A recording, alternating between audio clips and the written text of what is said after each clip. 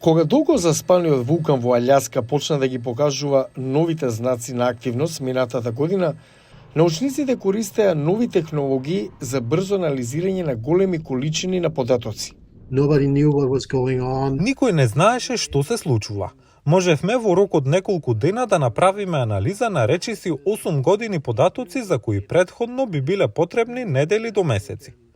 Повеќето наблюдување на вулкани користат сателити за да измерат како се движи земјата околу вулканите.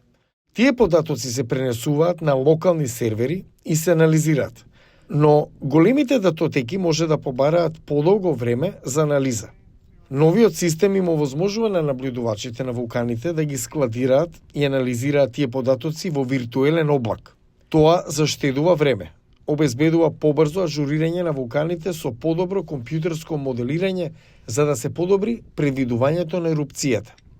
Тоа е особено важно на Алјаска, вели геофизичарот Макс Ендерс.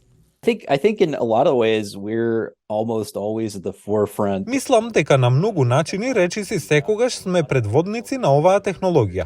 Имаме многу активни вулкани кои еруптираат доста често и кои мораме да ги следиме.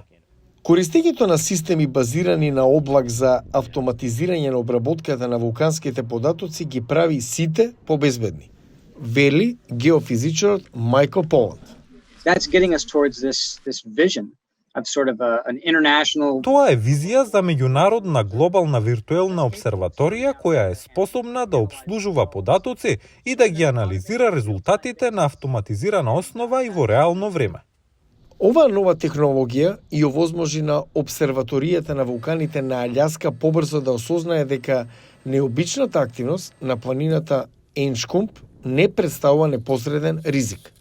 Но тие поставија нови сизмички инструменти на планината за подобро да ја следат нејзината активност.